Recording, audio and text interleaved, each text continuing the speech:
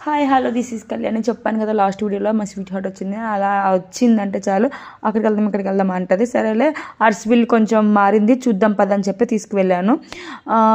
ఏంటంటే ఇక్కడ ఎంట్రన్స్లోనే ఒక పెద్ద చక్రం ఉంటుంది. ఇంకొంచెం ముందుకు వెళ్తే సూర్య నమస్కారాలు చేస్తున్నట్టుగా కొన్ని విగ్రహాలు ఉంటాయి. అవి లాస్ట్ ఇయర్ మాత్రమే పెట్టారు. సో అట్లనే చాలా మార్పులు జరిగాయి టెంపుల్లోనే. ఎంట్రన్స్లోనే మంచిగా దేవుడికి సంబంధించిన కొబ్బరికాయలు, అరటిపళ్ళు, ఫొటోస్, ఇంకా దేవుడికి సంబంధించిన విషయాలన్నీ ఉంటాయి. అలానే తినడానికి ఏం లోటు ఉండదు మా ఊర్లో. సో గడ్డి గదిరా అన్నీ దొరుకుతాయి అనమాట. సో అలా ముందుకెళ్ళి కోనేరు దగ్గరికి వెళ్ళి కాళ్ళు చేతులు కడుక్కొని కొంచెం నెత్తి మీద వేసుకొని చక్కగా దర్శనానికి వెళ్ళాము. ఫోన్ పట్టుకుని వెళ్తుంటే అమ్మ ఫోన్ లేదు పక్కన ఆడుకోమన్నారు. సో 2 చేతులు జోబులో పెట్టుకొని ఫోన్ పట్టుకొని తిన్నగా వెళ్ళి బడ్డీకిలో పెట్టేసి దర్శనానికి వెళ్ళాం. దర్శనం నాకు దగ్గర ఒక 10 to 15 minutes అలా జరిగింది. ఎందుకంటే ఖాళీగా ఉంది నేను వెళ్ళేటప్పటికి. సో చాలాసేపు దేవుని చూసుకున్నాను. చాలా మంచి దర్శనం అయ్యింది.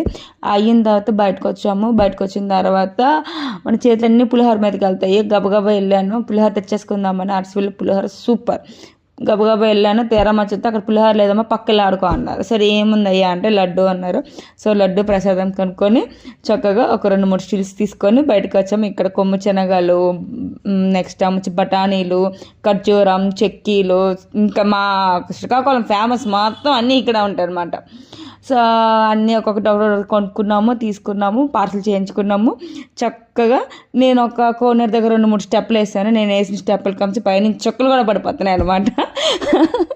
సో ఆ స్టెప్పులు వేసిన తర్వాత డైరెక్ట్గా జాయిగా నెమ్మదిగా తీరుబాటుగా ఇద్దరు ఊసలాడుకుంటూ ఇంటికి వెళ్ళిపోయాం.